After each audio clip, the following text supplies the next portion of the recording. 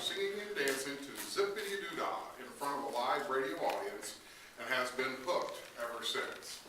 Special note, this was before TV was invented. Music has always been an important part of her life, and now even more so.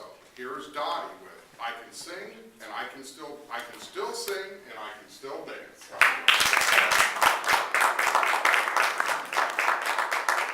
Good morning, fellow Daybreakers. Good morning. It is truly serendipitous that today's theme is people we meet, because I want to talk about some people, some really wonderful, incredible people that I've been blessed to meet. And it's also a happy happenstance that today happens to be Veterans Day. And these people that I'm going to talk about are veterans. They're not military people, but they are veterans of a war.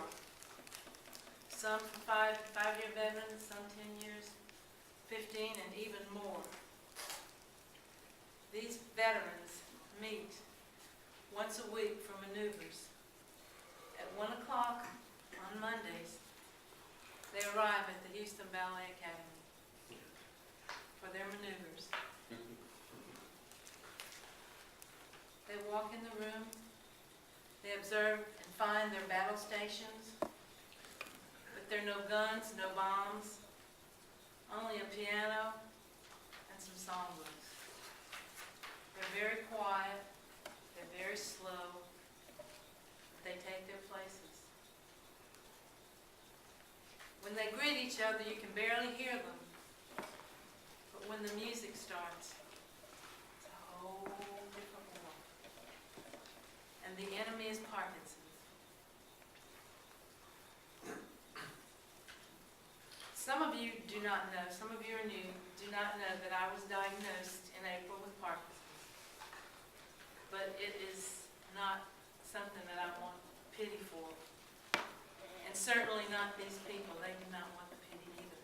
But it is so amazing once the music starts and their faces light up and they start to sing these happy songs. You wouldn't know there was a thing wrong with them. It's incredible.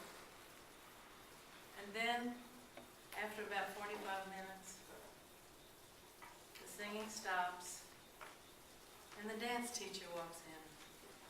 And these people that walked in with canes and walkers, they got up out of their chairs, they straightened themselves up, and the dance teacher started with the warm-up exercises, and we stretched. Now, I'm the new kid on the block, so I'm thinking, I can still do this pretty well. And I watched these people. First we were stretching. Then we got out of our chairs and the music was getting peppier and peppier, and they were dancing and they were smiling and they forgot they had walkers.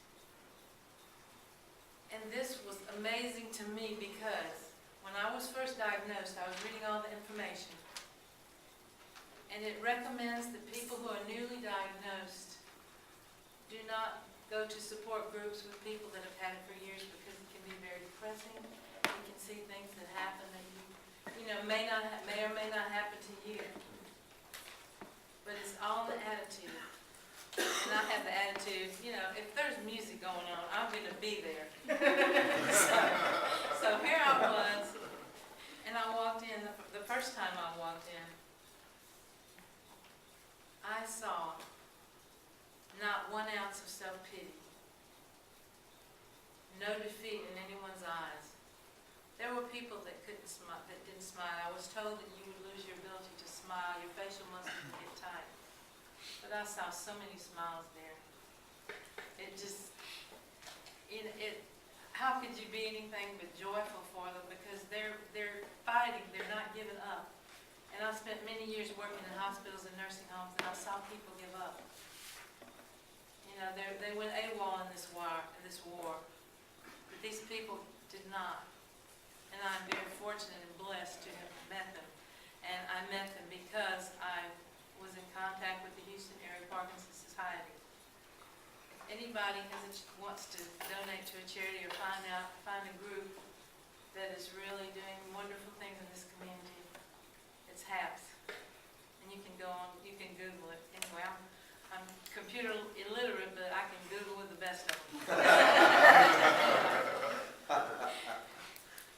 met another person this week that some of you may be extremely envious of.